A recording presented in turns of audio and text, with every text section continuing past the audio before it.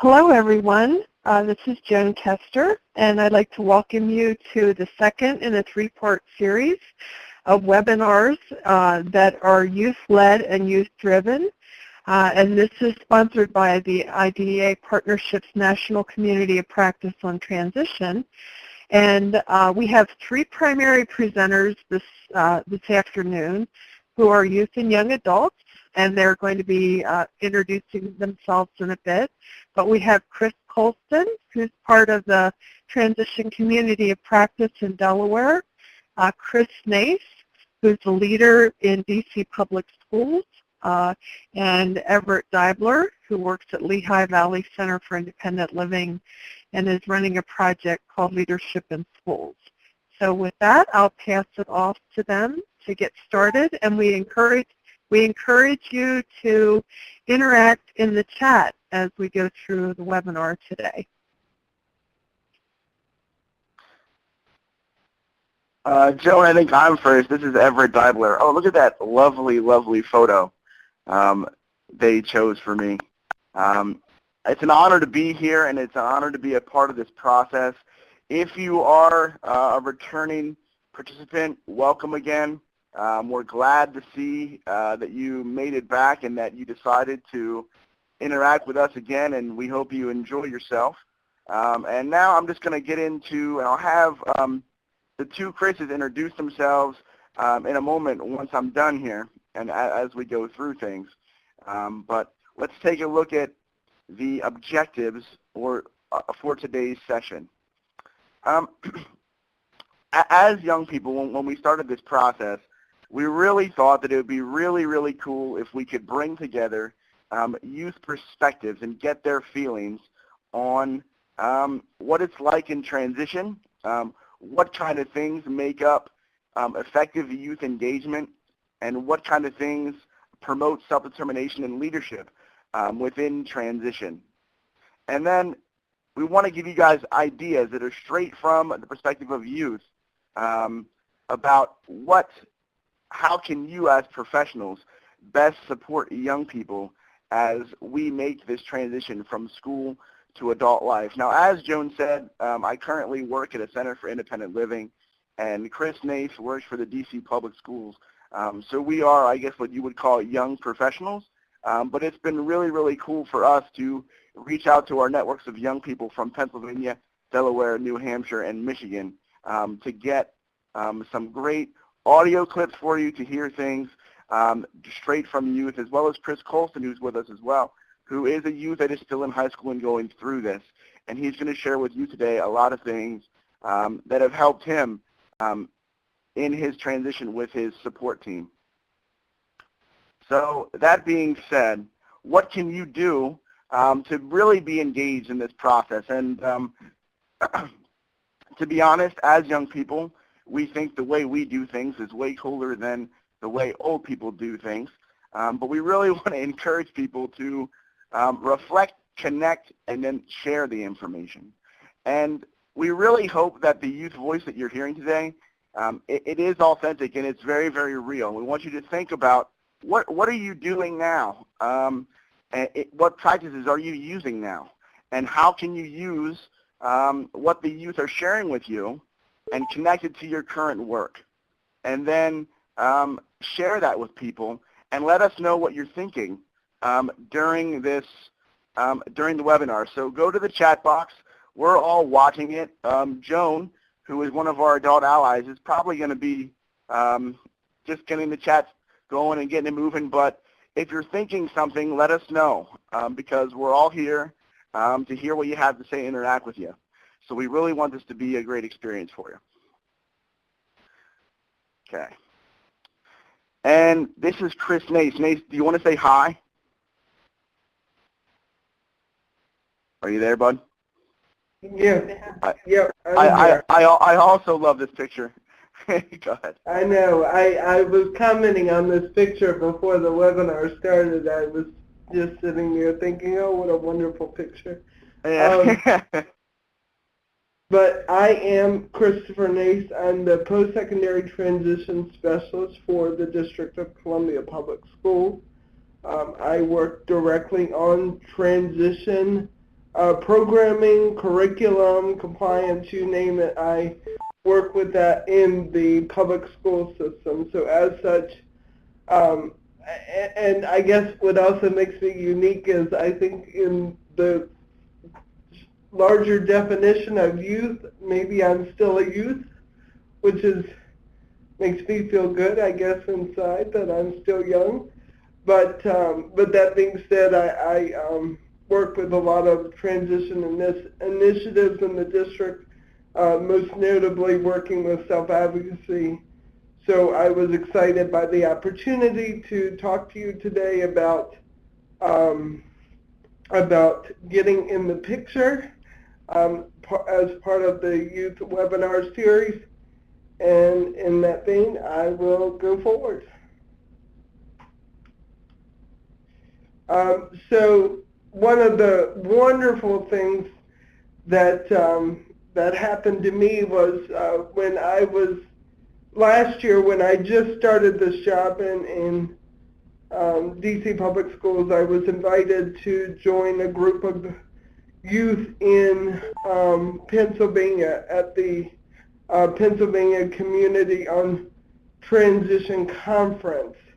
As such, I was joined by Everett from Pennsylvania and youth from Virginia, Chris from Delaware, and the convener, Emma, from the IDEA partnership. And it was exciting because getting to sit and talk to youth from other states and really sharing stories as to what we have experienced with transition, and then as we are now young professionals talking about what we're now doing to kind of share our experiences and enhance others' experience has been very, very invigorating, and it was a wonderful conversation, actually. It was one of those conversations where you never wanted to leave the table. As such, after we did leave the table, we all got back together and said, well, we're actually not done with what we'd like to do. And so collectively, and now with other youth from around the country, have decided we want to keep the conversation going. We want to continue to really discuss, what does self-advocacy mean? What does it mean for authentic engagement in the IEP process, or as a student identified with special needs, what does it mean to be involved in the process? And so as such, these webinars began as part of that conversation, and so it's exciting to see these come to fruition. Okay, oh, sorry, Chris. I was going to say, I'm going to turn this slide over to Everett, just because unfortunately I wasn't able to attend the last webinar, so I'd like for him to give a little background as to what the guiding pillars are, and then from there I will go forward. Sure, awesome, man. Sorry about that.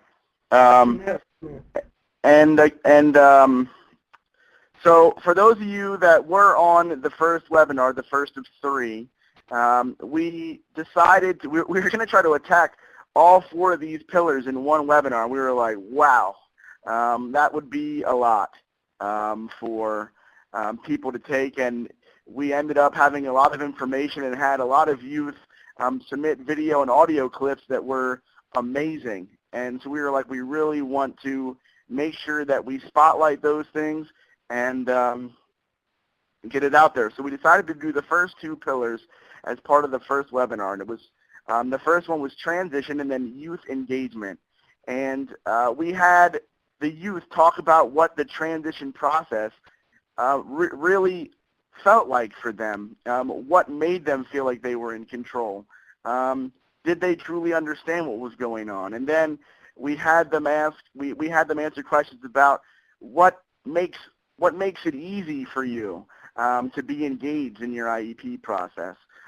What made you feel comfortable? How have you been engaged? Did you feel like you were in the driver's seat? All these different things. And it was really, really awesome. Again, I mean, I can't really express it enough.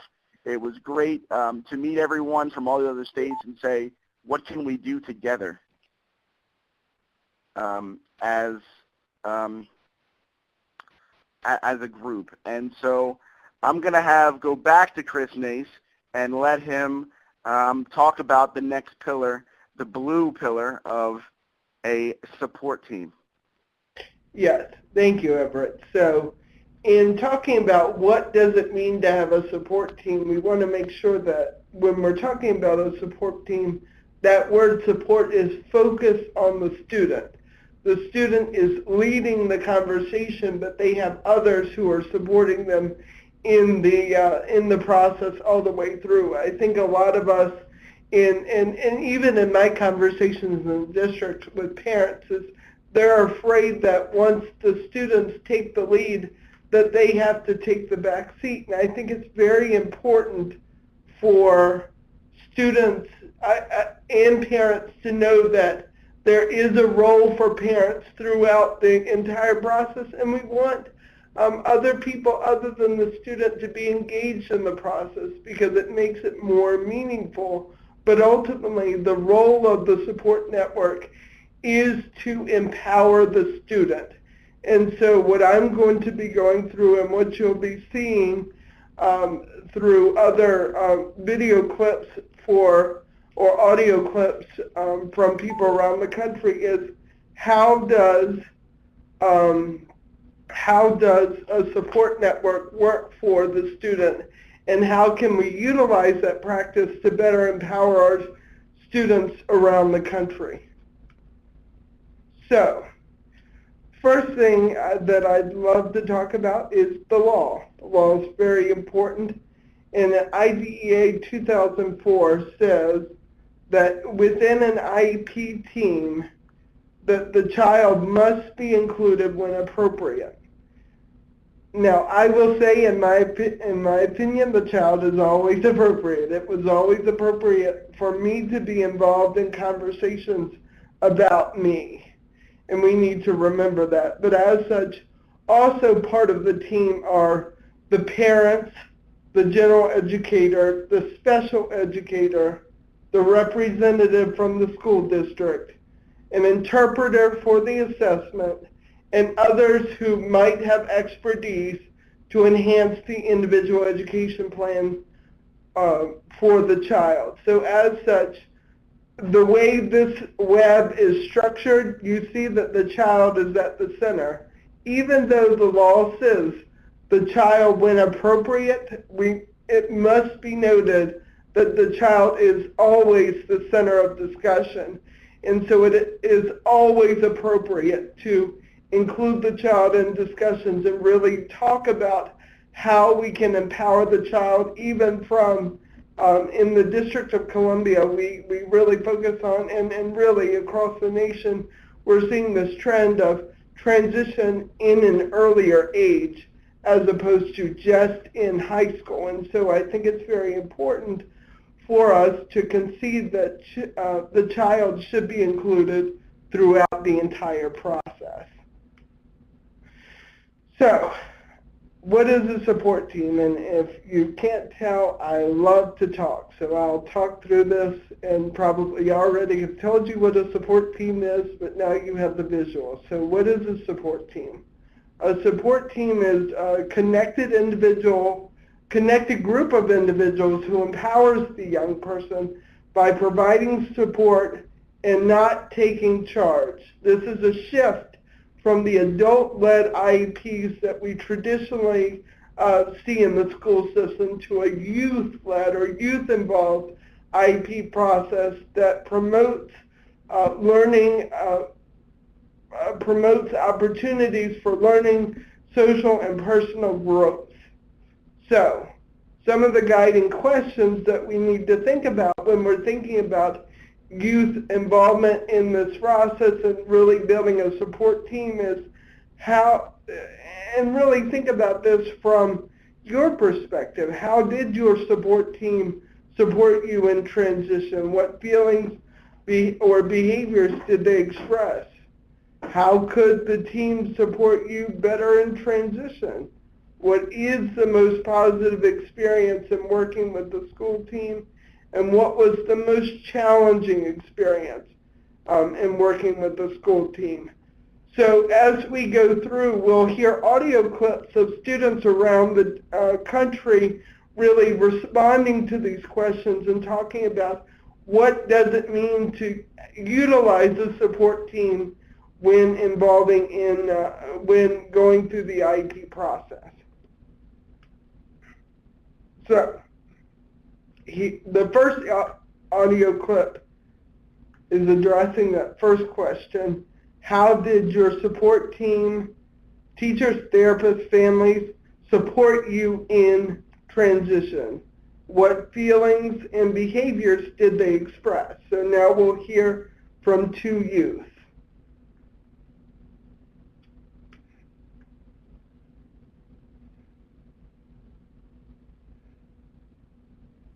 The school team supported me in transition by helping me to take Spanish class that I had to take. The team supporting me in earning my high school diploma and learning transition skills such as how to use public transportation. The sort of feelings and behaviors that the best caregivers had expressed were unconditional regard for me and my needs, me as a person, and basically anything that applied to the classroom or my future or whatever they could help me with. I have had therapists and some teachers, special education teachers, provide me with documentation and future goals and just a basic glimpse into the future. And among those things were also life lessons that were taught, and that is the biggest part, I believe, in giving the youth a bit of sense of direction.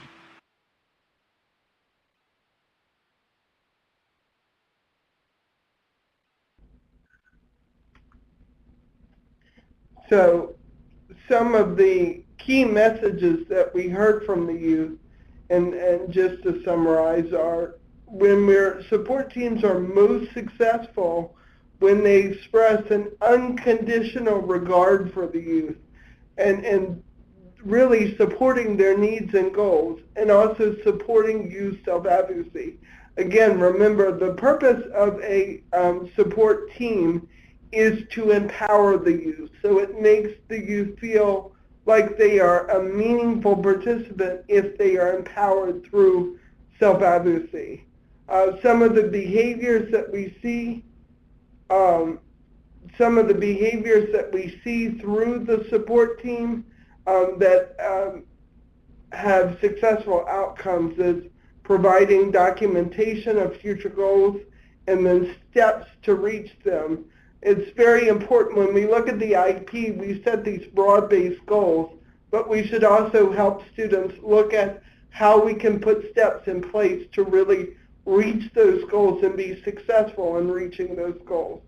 Also encouraging students to take classes in their area of interest, teaching life skills, teaching those crucial transition skills, and then imparting life lessons. Because ultimately, students want to know what lessons are important to be successful after they leave high school.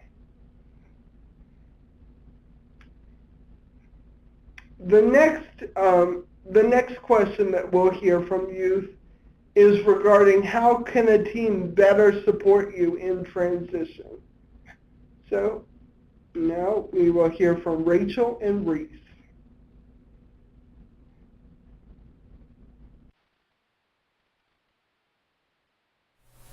I want to know what's going on. Don't use giant words and acronyms that I don't understand, because I want to know and I want to be in the front seat and I want to say what radio station I want to play and what road we should go down and where we should turn.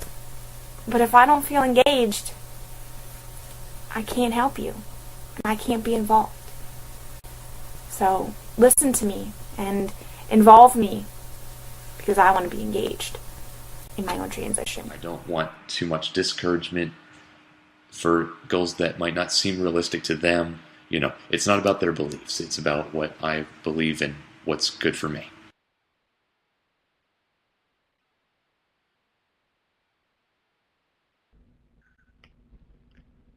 So now I'm going to turn it over to Chris Colson to give his reflections on how the support network and support team can better support him in the transition process. Chris? And I am a junior at Concord High School, and I use transition every day. And now I'm going to turn it back to Chris on PowerPoint slide 17 on key messages.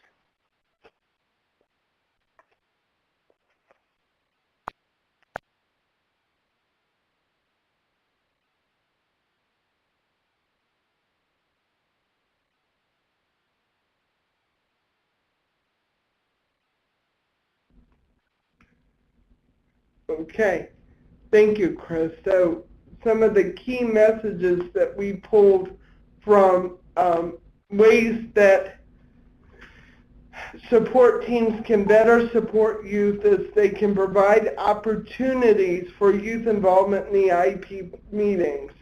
They can listen to youth when they express themselves. They can use clear language that everyone can understand, which we, as professionals, I think, get bogged down in jargon, so I think that would be very helpful, even for the professionals. And avoid personal judgments when evaluating the youth's goal. Again, we have to remember that these goals are the youth. And ultimately, whether we think it's a great goal or not is not the purpose. We should be supporting them in enhancing that goal, again, building steps towards achieving that goal, but not necessarily criticizing the goal that they put forward. The next audio clips that we will hear is looking at what is the most positive experience that youth have had in working with school teams. We will hear from Reese and Allie.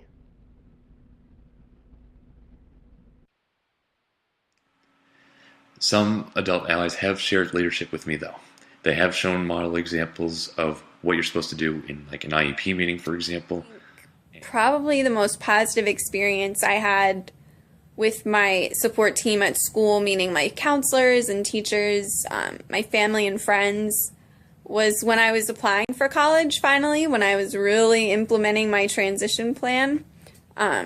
They kind of let me to myself, which really made me feel like they had trust in me, and they knew that if anyone was going to do it, it should be me, because I know myself best and I know what I want out of my education.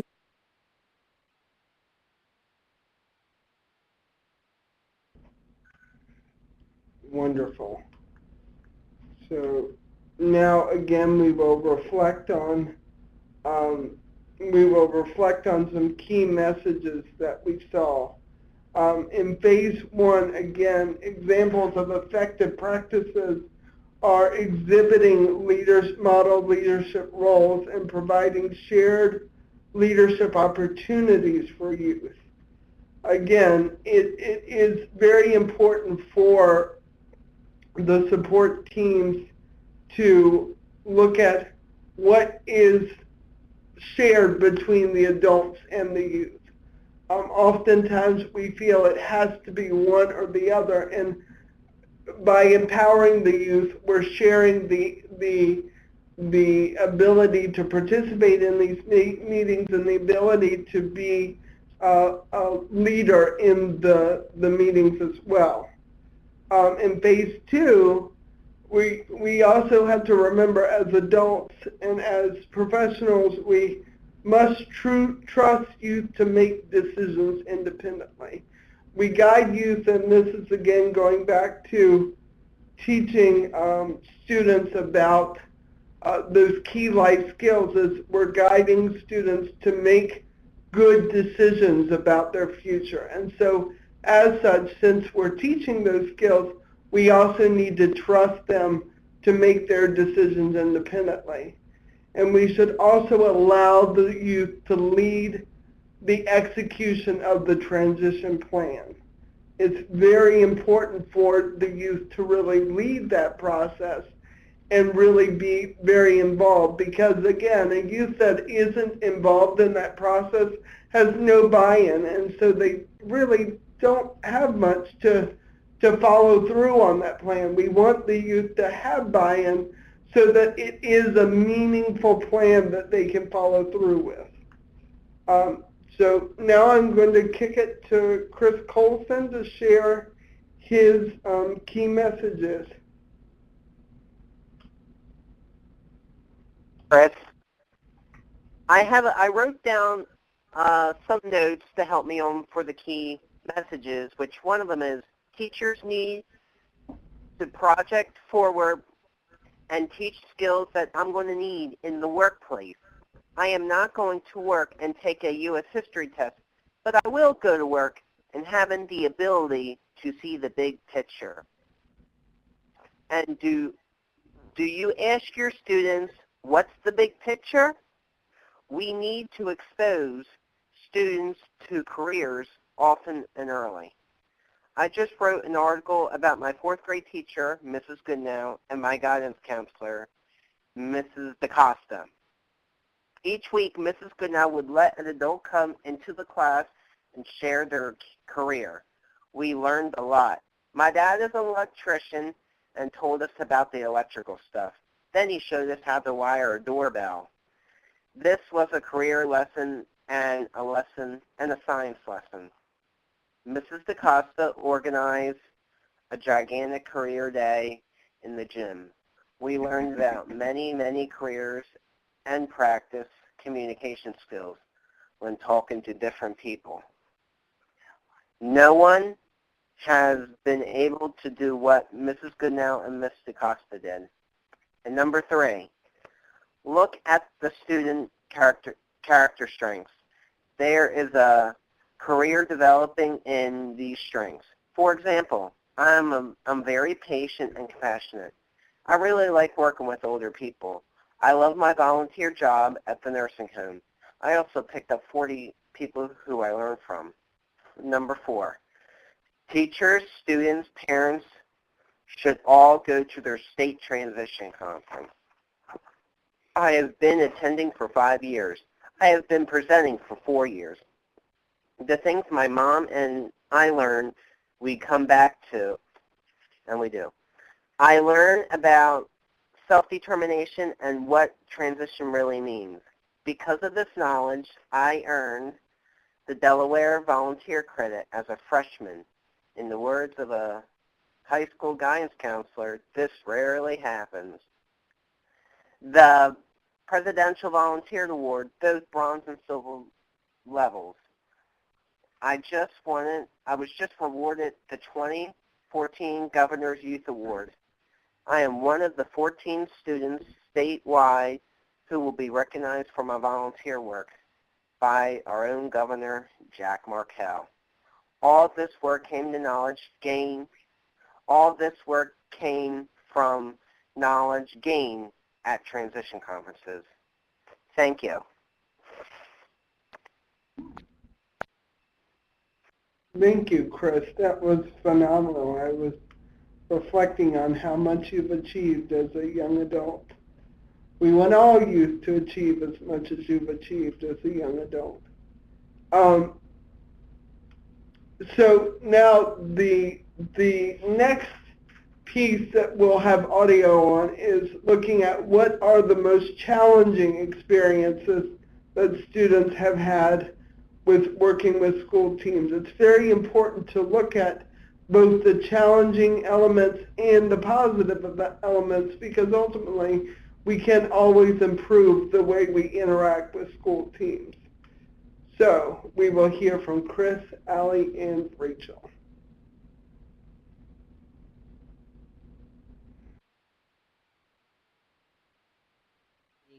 IEP meetings, one didn't really go good because they kept on dominating the conversation and not letting me talk. I know when I was younger, a lot of people wanted to do things for me and make plans and kind of control what I was doing, which really felt uncomfortable to me. And I was very vocal about it, and that changed and led to my positive experience then in high school. The biggest challenge is having such a large team, but it's beautiful and it's a blessing, but yet it can be a little sticky at times.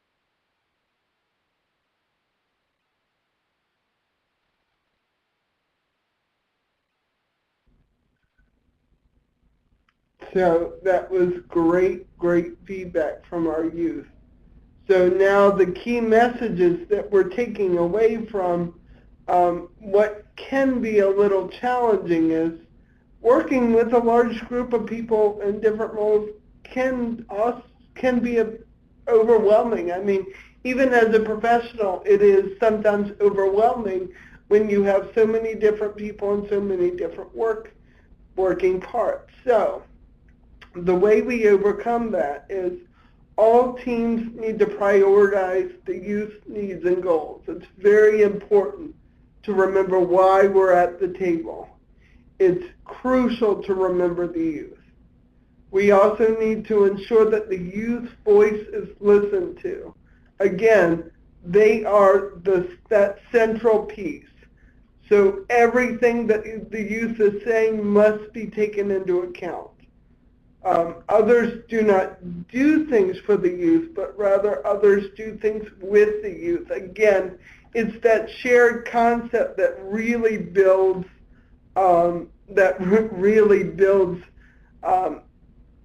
that self-advocacy and empowerment within the student, because they have the shared power instead of someone having power over them.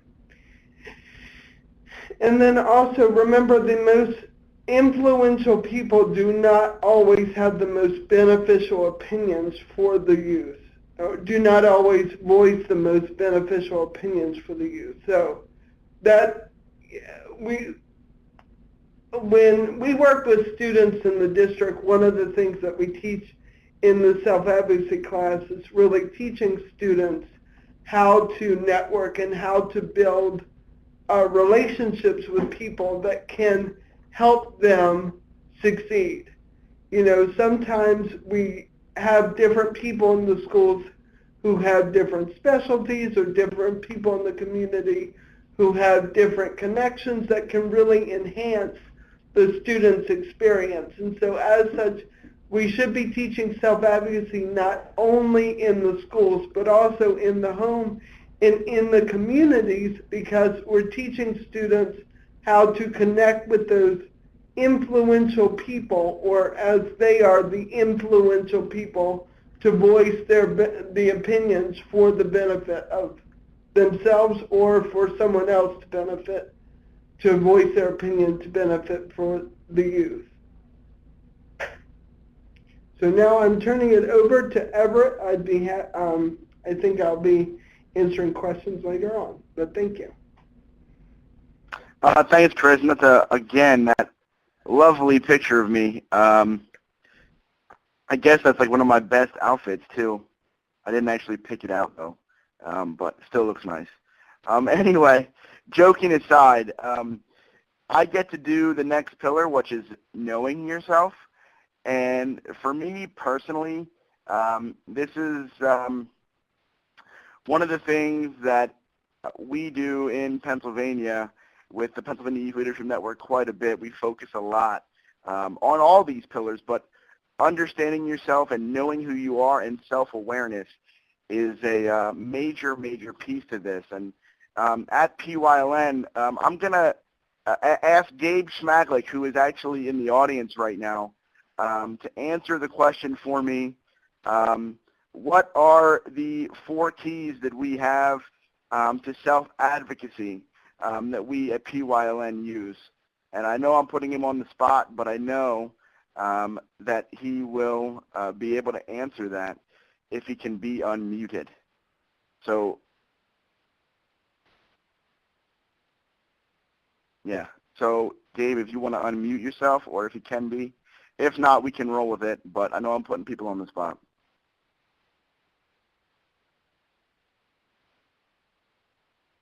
Okay. So Gabe, just press #6 and then tell the people And you'll see Gabe's lovely face on one of these audio clips. But what are the 4 keys to self-advocacy according to folks? Hi, Gabe. How are you, bud? I'm doing good. Considering we just presented this information to like 250 youth in Pennsylvania yesterday, what are the 4 keys to self-advocacy? Let's see if you can remember. Compromise, do research, communication, and teamwork. Yes, absolutely. And one of the things, and Gabe mentioned, thanks, Gabe, and I'll come back to you in a little bit, all right? But the one key that he mentioned there is doing research. And a lot of this for us and what this section is going to cover is around knowing yourself and understanding your disability, doing research. Having students just Google their disability and understanding that stuff is really, really interesting stuff, and helping them really understand who they are. And that's like step 1, but then helping them actually read their IEPs, helping them know what's actually on there, knowing what their goals are, knowing what's supposed to be on there. So they understand that their goals align with what they want to do with their future. So with that said, I will be I'm going to talk a little bit more, but these are the questions that we had young adults answer around the idea of knowing yourself. You need to look at your strengths and talents, and knowing how you learn best is one of the things we want you to understand. Because experiencing success on the journey is a big thing. So the questions we asked is, how did you as a young person identify your strengths, needs, and your accommodations and supports? Why is it important to know yourself? So I kind of said this, but you want to hear it from youth. They understand why it's important to know themselves. And how do you help educate others so that they can best support you? And that's something that a lot of young people struggle with, is how to tell friends, how to tell a teacher, how to let them know what they need and what they feel. And a lot of that comes back to professionals being willing to listen and hear what people are saying in a real way. So I'm glad that you guys are here to hear these perspectives, because they are very real. So with that said, let's go to the first question. How did you identify strengths, needs, accommodations, and supports? And to do that, we're going to hear from Chris C. again, and then Reese as well.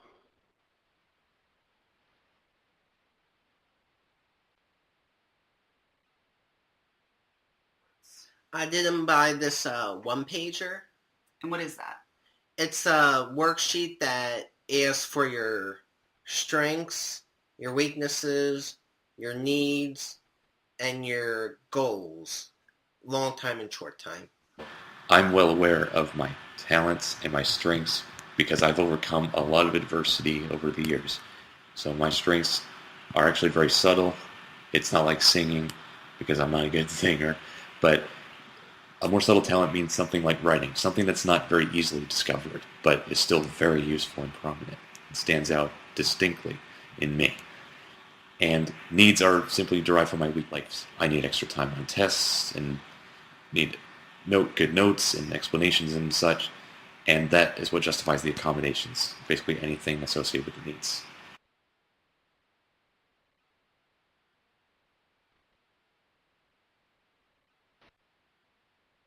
Okay, so that was great stuff, and I'm gonna ask Chris Colston right now. I believe the photo you're seeing on the key message slide in front of me is actually the one pager that Chris Colston uses or used to do his transition planning. So, Chris Colston, do you want to talk about your one pager and how it was effective for you? Yes, I will. Thanks, Everett. Sure. I wrote a couple notes, of course. And the first thing I learned I first learned about the one-pager when I attended a self-determination program called Kids Inspiring Kids.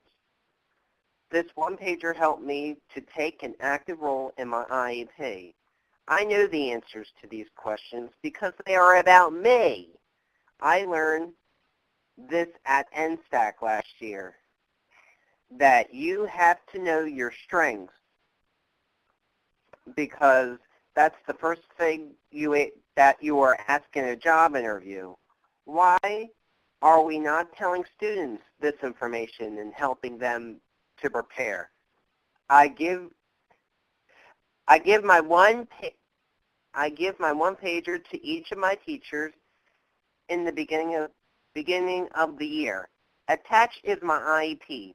Then I say, I can be successful in your classroom if, for example, I have advance notice for tests and quizzes, or if I can have a copy of the teacher's notes. What this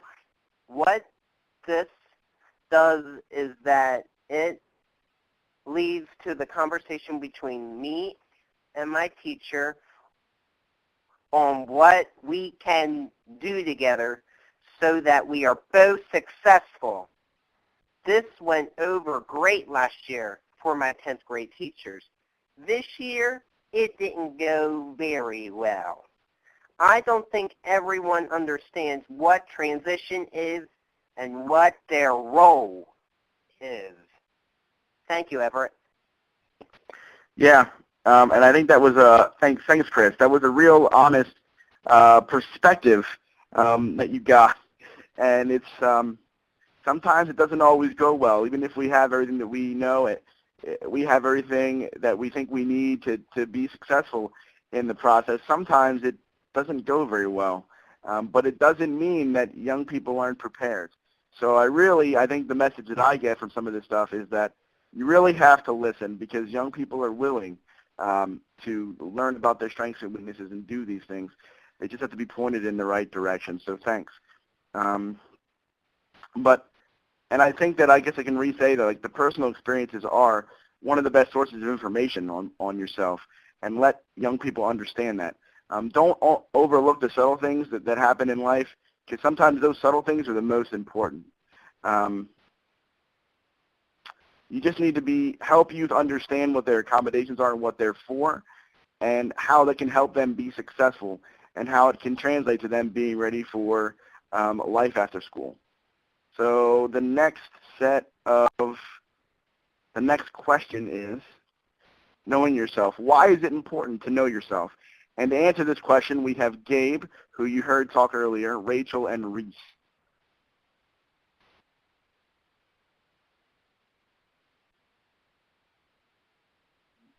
Important to know yourself to become a self-advocate.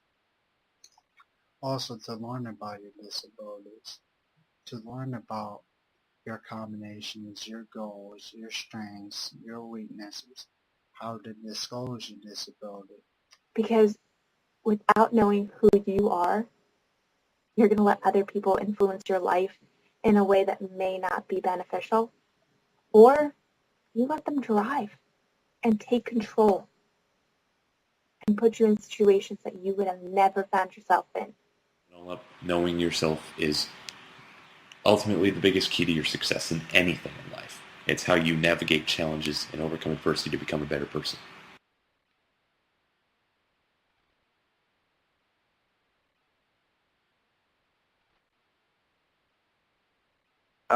Again, I mean, I think one of the greatest things to take from these, like, key messages is, I think I'm reading these bullets here, and it's articulating your strengths and knowing what they are, and that's a very powerful thing to be able to do that. But then to be able to defend your own opinions and your needs and goals, and make decisions on their own, and cope with challenging situations. I think what Reese said is very, very powerful. That, like, adversity can almost bring out the best in a young person, and I think this kind of lends itself to a conversation about allowing a young person to fail or make a wrong decision. Now, I'm not saying that means that, you let a student hurt themselves or do harm to themselves, but there is some dignity in taking risks. I mean, as professionals, as you sit here, think about your own life and your own transition and how many mistakes you made as you went from high school to college, how many weird things did you do the first day of your job? Did you make mistakes and learn from it? When you were paying bills, did you miss a payment and have a penalty for that? Those sort of things. So you really have to think about those situations and how they can, and how understanding who you are as a young person can help you navigate those things and understand how to respond and how to cope, and learning how to make your own choices and doing the pros and cons of decision making. These are all things that young people need to be able to do, and I'm sure as adults you know that.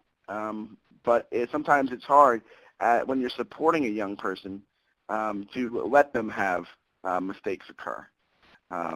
So, yeah. The next question we have, I believe there is one more, maybe two. How do you educate others so that they can help best support you? And to answer this question, we have, again, Reese, Gabe, and Chris Colson. Chris Colson, I love the shirt and tie too, man. It's great. Love it. All right, so go ahead.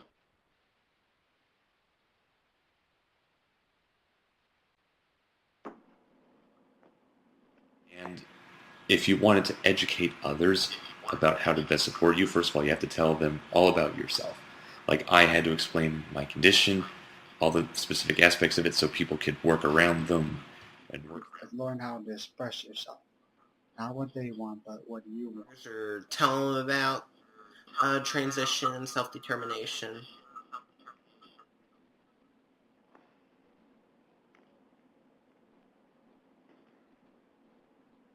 Okay. Gabe mentioned there about expressing himself and telling people about what we want or what young people really, truly do want to do. Ways that youth can help others to best support them is disclosing information about their disability, honestly expressing their needs and goals, to inform adults about the power of self-advocacy and self-determination. And Gabe has been blowing up the chat with all this stuff about helping young people gain awareness about self-advocacy and taking a stand for what you believe in. But disclosing a disability is, I'm sure some of you can tell, that you may have some students that don't even know that they have a disability. Now, Gabe and I just presented in Reading, Pennsylvania, which is in the eastern part of Pennsylvania, yesterday, and we were doing the 4 keys to self-advocacy, and we went over the do research portion of the presentation, and we just had the youth raise their hand and say, how many of you know that you have a disability? And not everybody raised their hand. Maybe in some of the groups we worked with, there was about half, and there was about 75 students per group. And then we said, how many of you know that you have an IEP? And almost all of them raised their hands. So I don't know if some youth they're not making the connection necessarily that their IEP is related to also their disability, but understanding that they have one and that it's okay. And being able to share that information with people and feeling like they're in a safe environment to do that is a major, major thing. And then honestly expressing their needs and goals. And this really requires teachers to kind of turn off your, I don't know how to really say this in a nice way, but turn off like teacherness, where there's like, where you set rules and boundaries. And I'm not saying you let a student fly off the handle, but listen to what they're telling you. And if they're telling you in a real honest way, then you have to let them do that, and you have to let them feel like they can do that. And it's going to help them to embrace who they are and get to know themselves on a real level. And I think, again, Gabe has been saying this in the chat, that self-advocacy and feeling like you can do that with adults is going to help people do that when they do become young professionals, and knowing that they have the ability to go to a job and disclose that, hey, I have bipolar disorder, and these are my needs, and this is what I need, or I I need some extra time to do this, or if I'm going to go in to be a mechanic and I have trouble measuring things or doing things like that, that I need something to help me do that. And it's easier for them because they've practiced those skills, because they know who they are, and they've been able to tell people in power. The other thing that I would, people who they perceive to be in power. So I would encourage those of you that are on teams with students to make sure you introduce yourself. Make sure that you let people know, let young people know who you are and what role you play in their transition plan, because some youth just don't even understand that part of it either. They don't know they have a disability, but they know they have an IEP, but they don't always know the people that are in the room. So I would really encourage you to let people know that. So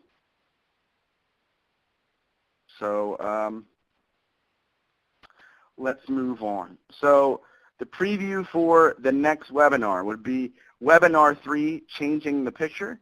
It'll be a way for participants to meet and discuss with us again and continue to improve the transition process and provide more opportunities for youth voice. This has truly been a blessing to do this. We hope that this has been beneficial for you. I would like to know, are people going to come back again and hear what we have to say again? Or is there any questions? Yes, and I'm seeing Mariola say that the third webinar, I guess this is breaking news. It is April 29th, 2014 at 3:30 p.m. again. It'll go for about an hour, just like this one. Is there any questions? And I saw Gabe just type in bipolar nation. And see, that's what disability pride and self-awareness and self-acceptance can do. Gabe just typed that in. But is there any questions people have?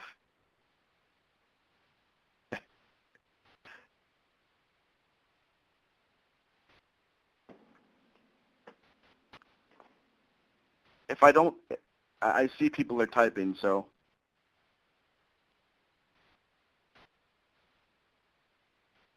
Awesome. I'm seeing that the session at the Capacity Building Institute will be a summary of the 3 webinars.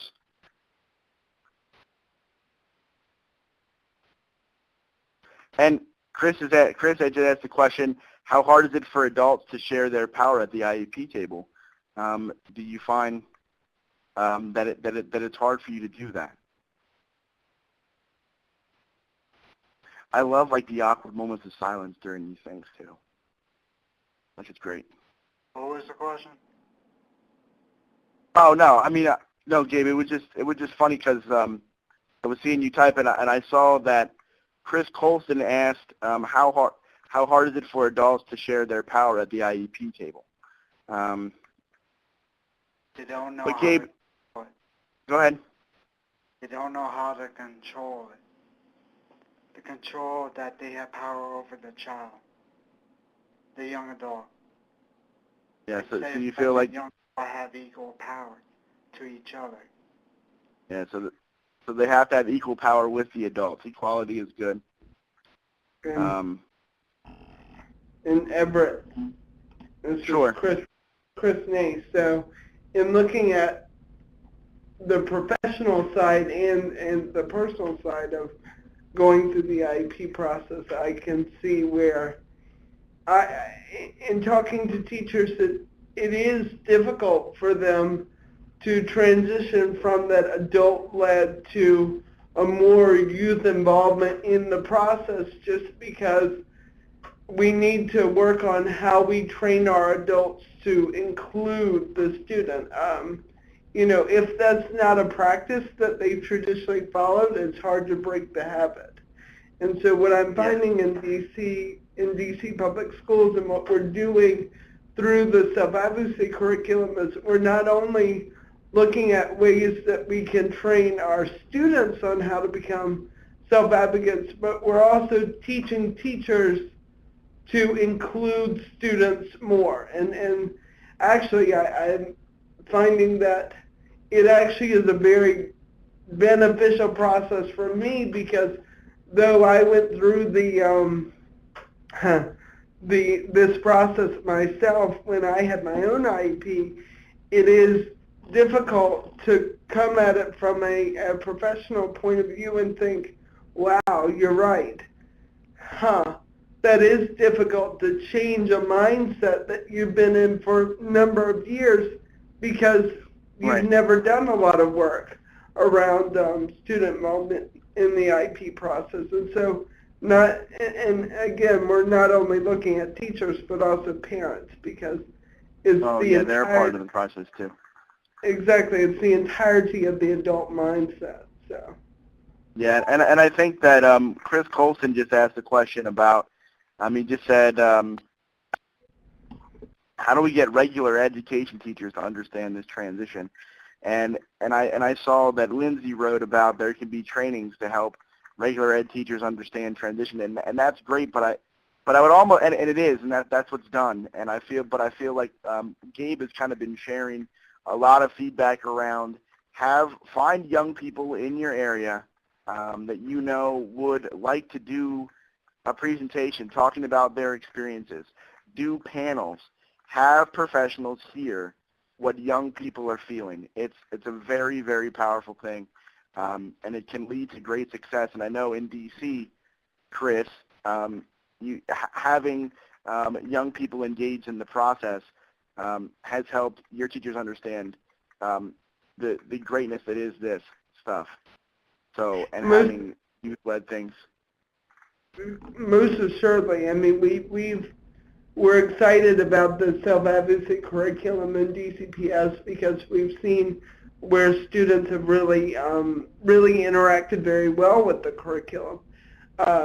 They are learning a lot of very good skills, and we're seeing those skills in practice in other classes. And that really was the ultimate goal, is not only to teach self-advocacy in this contained environment, but also to really teach students the application of self-advocacy. So we're seeing, I'm excited because my director is sitting right next to me, and we talk all the time because our aim is to build students as leaders in the district and really empower them to be the leader of their post-secondary life. So we're excited.